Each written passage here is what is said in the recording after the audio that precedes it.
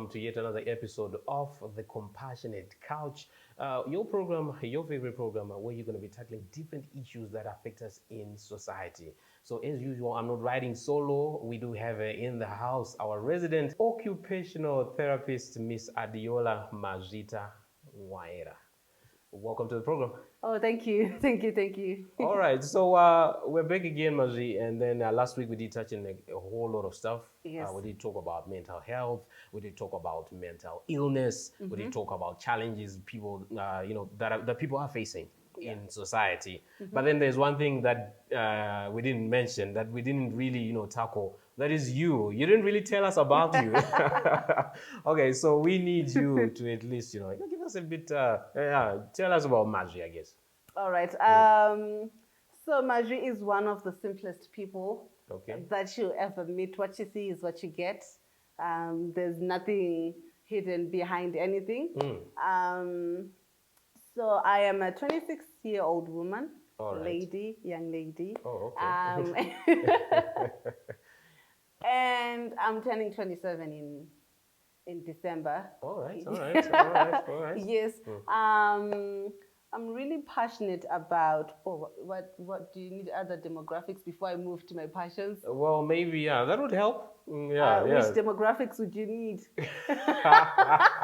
Like I always say, it's so hard for me to talk about myself. Really? Yeah. Really? Is it a very broad subject? I didn't know It's subject not matter broad. is so broad. It's not that it's broad, but it's you know when you're so used to being in a shell and you're so used to hiding. Not that what you see is what you get, yes, but what you don't see is still there. Okay. Yes, it's still, you don't get it, but it's there. All right. So I need to know what you want to get. So I really need to know what you want to get. But yeah, I'm the fourth born in a family of 5. Okay. Yes, I think those are the questions that people usually have to answer. Fourth born in a family of 5. 4 girls and 1 boy. Okay. What else about me? Oh, I love food. All right. All right. I didn't realize you were a food lover, but nonetheless. Oh, I love food. All right. Anything food, I'm in. Is it? Yes, I love having fun.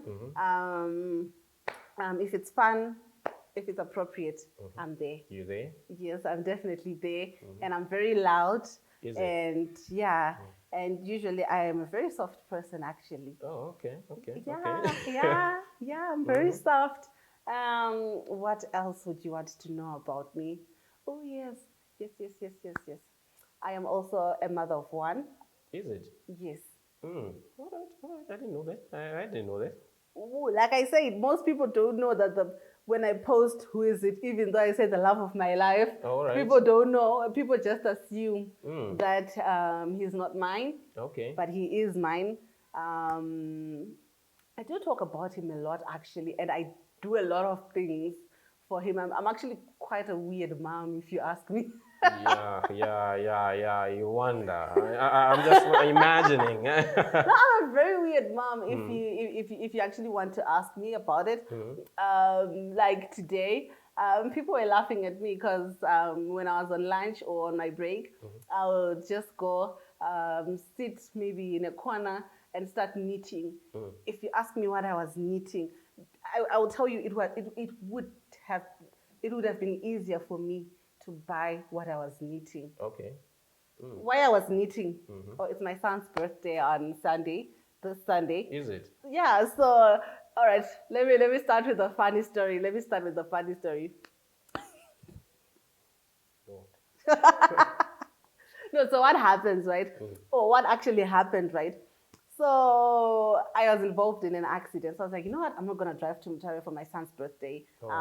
This time because he stays a couple of Ks away from me, and I stay very far away because of work. Okay. And because of COVID and where I worked, it was also easier.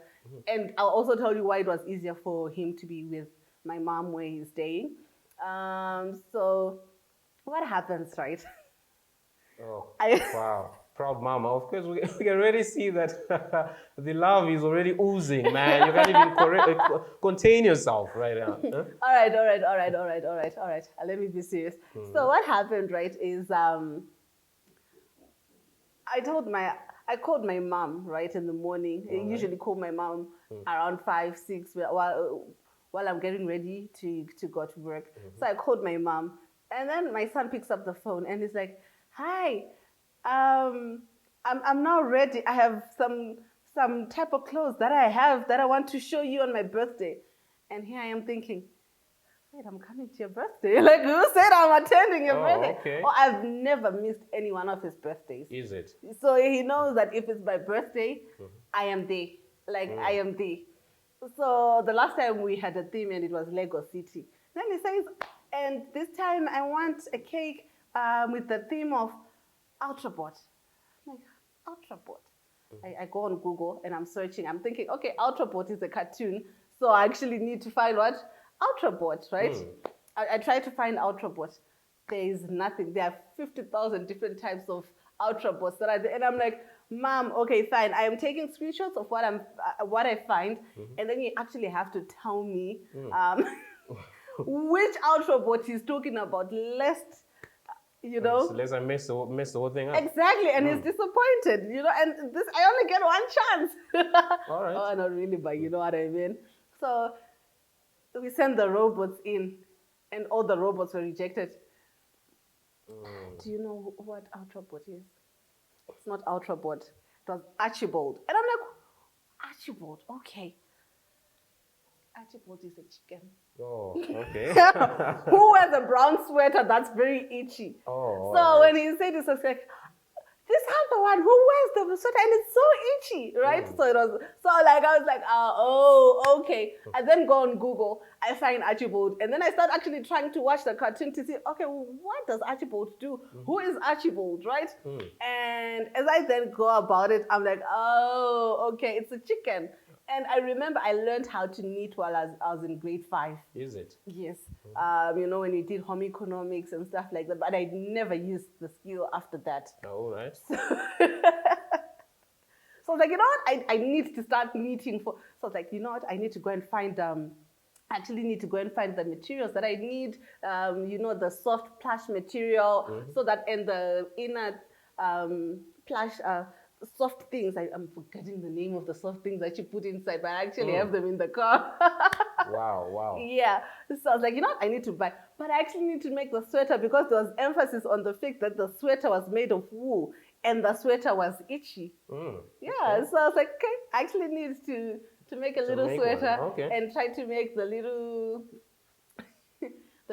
doll for him. Wow. So that he can have it as his gift for his birthday as well. Kids are not expensive at all. I think that is one thing that I have since realized. He is one of the most inexpensive things that I've ever had in my life. All right. So from what I'm getting here, you are one proud mom. Yeah. Okay. Aside from your occupational therapy thing. Yes. All right. So proud mom, occupational therapist. Yes. So which schools did you attend? Schools that I attended. I went to. Okay. Oh, all right. wow. No. All right. So primary school, I went to Mutare Junior School, and for my secondary education, I then went to Mutare Girls High for my Form 1. So that was AJC and my O levels, and then for my A levels, I went to St. Dominic's High School in Mutare as well. After that, I went to UZ. Yeah, you went to the University of Zimbabwe. Yes. All right, the famous University of Zimbabwe. So, of course, last week we did touch on quite a lot, and you spoke a lot about family. All right, you spoke of the challenges that you have faced and everything like that. But we haven't had somebody would want to know: are there any particular challenges probably that you have faced or are facing in this journey of life? I smile about it and I laugh about it, but there was a time I was depressed about it and I was heartbroken. If if you look at the word mujolo, I feel Merriam-Webster should make me part of the definitions of mujolo and Is it? heartbreak. Yes. Of course, you are smiling. Who smiles when they're talking about a heartbreak anyway? But anyway, I guess maybe you have, like learned how to deal with with things like that. with the heartbreak and things like that. So let me try to start from the beginning, right? Because I'm not with my ex-husband anymore. Okay. Yeah. So let me try to give you a story, a background story, so that at least we can try to use that. It's easier for me to give my own life story as what you call this, as a story of. I usually like to talk about it as a story of resilience. My friend usually loves to say. So she loves to give the definition of Adiola. All right. I'll ask her one day to give you the definition. I will not preempt her own definition to everyone. She has a very own special definition. And I actually want to, she's actually part of the, what you call it, the healing process for me. Like my friend was actually there for me. How we became friends actually is important or very integral in me being me and how everything actually rolled out or panned out. So let me start. I had just finished my A-levels and I was in varsity now. Fell in love with a guy. Wow. Oh, I don't have problems falling in love. Like, okay. I will fall head first here, falling. All right. So I fell. Wow. All right. No, I'm not even ashamed because head over heels, swept off your feet kind of thing. Yeah, I was rolling in love, kind of thing. All yeah, right. I was happy. I was happy there, excited and everything. Excited, yes.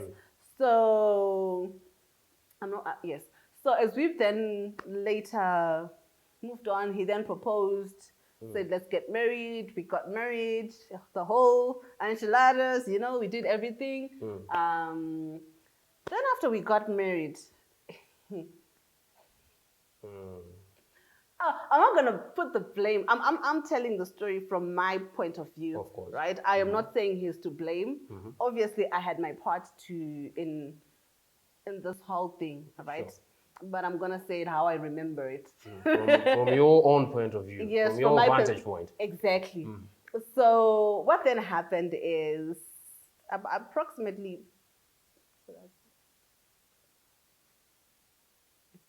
4 months down the line.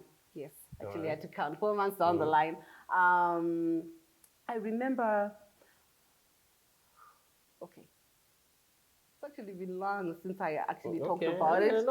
Take your time. Take your time, breathe, and calm yourself down, and Okay, so what then happened is 4 months down the line, I received a call. I was busy, so we did anatomy as part of our courses, right? So anatomy is basically the study of the human body, right? And the origins and sessions of all the muscles, what they do, the nerves that are inside the muscles and stuff like that. Yes. I am busy inside a room full of corpses, right? And I am dissecting these cadavers. I receive a call. I then go outside, pick the call. Hi, are you Majita? I'm like, yeah, hi, how are you? I saw your ID on top of a fridge in so-and-so's house. And I'm like, yeah, that's my house. Like, I left my ID at my house. At my house. How do you know? On my fridge. It's on my fridge that I bought. Yeah, of course. I'm like, okay. So she's like, no. So I saw your ID, and I wanted to tell you that we did so and so and so, blah blah blah. We did 1, 2, 3, 4, 5. That they did. I'm like, oh, okay. That's nice, right? And I didn't actually confront him because I was like, you know what? I'm very far away because at that time I was at school, so I used to travel back and forth, right, to where he was after I'm done with school. I then go back. Guess what I see? I go in the CCTV. I see CCTV footage, and she was right. She was there, and what she was telling me was very valid. Guess who denies it? I'm like, oh, okay, no problem. It's so cool. Um, I just showed his relatives and stuff like that. And yeah, I just was like, you know what, let me move on. At that time, I was already pregnant. Age. Yeah. And there was never a time I thought of removing the pregnancy. Please note, there was never a time I actually thought of removing this pregnancy. Even when everything was going downhill and down south or whatever they call it, there was never a time I was like, you know what, it's better for me to remove this or abort this baby on my side. Like I'm talking about me. So after that, we started having a bit of, like it was a very rough marriage from then. So it's now like the next 2 months were very rough, and we went through a lot. Age. Yeah, we did go through a lot at that time. And one day I see my mom and dad and my sister. They're at the gate. The sister, the one I come after. Okay. Yeah, my older sister. Your older sister. Yes, they come to my older sister, and I don't remember if her husband was there, but they then come to my gate. They then give me, there are these divorced summons that have come to our house Age. for you. And my dad, oh yeah, my dad was he was like, he doesn't want you, let us go back. Age. So I knew that I had a place back home. So for me, it was, I did suffer, like, the heartbreak, the denial. Okay, so this is actually happening. I think I didn't go to church for close to a year or so, because people talk. Exactly. And sometimes they don't even talk, but then I am assuming that people are talking about me. About you. So Exactly. That's true. I then went into my own little shell that I then decided to hide. And after I went into my shell, my dad was there for me. For you. So I remember this one time my aunt then comes in. I think I had been home for like a month or so now, or two. And then she comes in and says, I want to say this in English because she said it in Shona. Okay. We're still in Samanyika type of Shona. Oh, okay. And then she's like, oh, Marjorie's not pale anymore. Like my skin was pale. When you have low blood, like you don't really have enough blood in your yeah. Okay. So usually that was because of the stress. The stress, exactly. Exactly, that I was going through, and I was suffering and trying to stomach all of it in, just saying I want to be in a marriage, I want to be this, what, So I then tried, but then when I went back home, I will tell you the one thing that I will tell you that I had. I didn't have money. I didn't have friends. I didn't have anything I didn't actually have self-esteem. I went back into my own shell. I would keep to myself. But the one thing that I will tell you that I had was my family. Literally from the oldest member. When I say, yes, my family, the extended one, yes, but I mean my nucleus, like the nuclear family. That is from the dad, the mom, the firstborn, secondborn. They were there. They were there. The last, everyone was there for me. I remember my sister helped me with the whole divorce settlement. I didn't have $1 to my name, remember? I didn't have anything. So my sister helps me, and then my sister is a lawyer, so the one that actually helped me. Okay. Yes. So she then helps me with all of this, how to get assistance and everything along those lines. Yes. And then afterwards, I then had my dad. Your pillow strength. Like he was there. Like he then came to such an extent that I remember I had a C-section.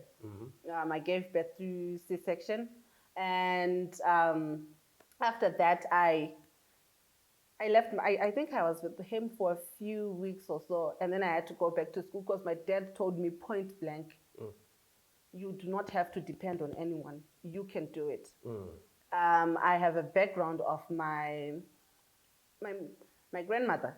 Okay. My dad came from a single-headed family. Okay. Not that he came from a single-headed family. This is actually wrong. But all right, this is a story for another day. Please ask me what. This is not a story about my dad. No problem. No yes. problem at all. That we can. But he then saw the challenges that she faced. She was rejected. She had no money. She actually suffered mental illness. She actually had mental illness. I remember him telling me, because he passed away when I was still very young. Oh, all right. So she actually told me she would walk around and she would struggle and stuff like that. Yes. And he was there with her. And the things that he had to go through, I think this can actually, I will talk about this way later.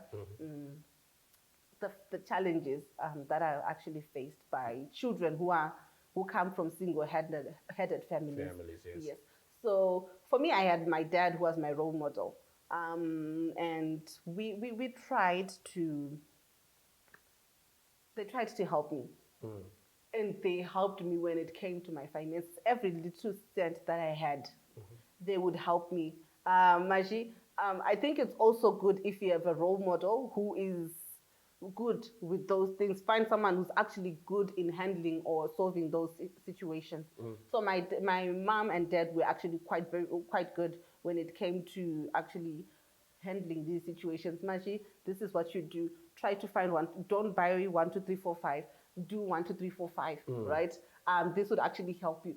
So that by the time I'm telling people, oh yeah, I have a plot. Really? Okay. You see? They're like, how is that possible? Right? I'm like, oh yeah, I just finished fencing my plot. People are like, oh yeah, I now have 2 cows. How is that possible? How is that possible? Exactly. So I feel the challenges, these are some of, but I really felt drained. I really felt like I was not important. I was someone who cannot be loved.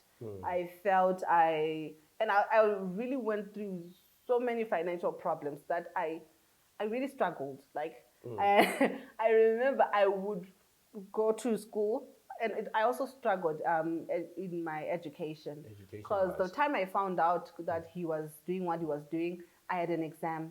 And guess which exam I failed? Well, please don't tell me it's the... What was it, the final one? It was the final one. And this happened because we usually write in June. It was the final one. And I failed anatomy. Exactly. So, and I had to rewrite. I was going through the divorce process. I failed again.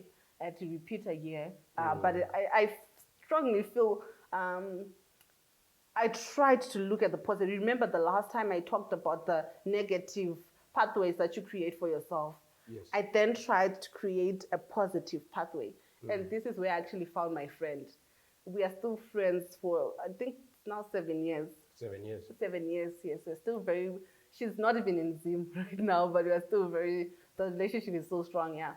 So that's where I actually found one of my friends. So she then assisted me in actually telling me, this is not your friend, this is not your friend. She says this about you, she says that about you. They don't know we are friends yet. They don't know this. But she was there supporting me. Can you please come right now? So-and-so is talking about you. You need to solve this right now because this is the perception that's coming out. You need to deal with this. And she was there for me, right? While I was trying to get my emotional side sorted. I strongly feel that friendships, family, and proper budgeting. For me, I was one of the most irresponsible people that you'd ever meet. Is it? Like I would dare you to ask any of my old classmates in high school, like you're asking, especially from Otari Girls. I was very, very responsible with cash. Yes, and childish. Okay. So what I'm picking right here, Maji, is a thing of struggle and things that happen, like life happening to you, when life happens type of thing. Yeah. And then boom, you find yourself in this situation. Yeah. But nonetheless, one thing that you have said is family was there for you. Yeah. A good support, which was a good support system, friends. Yes. And also actually telling yourself that, you know what, I need to get through this. I need to, young as you were in school, but still you had to pick yourself up. Yeah. No, that's amazing. No, that's amazing. You see, I think this is a very, very long story, and I strongly feel we need a part two, because I'm sure we are all wondering now, how did she get to where she is now? How did she now find herself back into this space that she is now in? Okay, so unfortunately, we're running out of time, but next week, definitely, we're going to have to finish off this story. All Yeah, right. definitely. So I think this is exactly what makes up the compassionate couch, where we actually talk about real issues affecting real people, and the horse's mouth to speak, so to say. So I thank you for unveiling this touching story, a story of resistance and a story of what can I say, family and togetherness as well coming through. All right. So it has been the compassionate couch right here, and allow me to thank Marjorie for coming through to the show. Marjorie, thanks so much for coming through. Definitely. All right, so it has been the Compassionate Couch. Thank you so much for joining us. So make sure that you make a date with us next week for yet another intriguing story right here on the Compassionate Couch.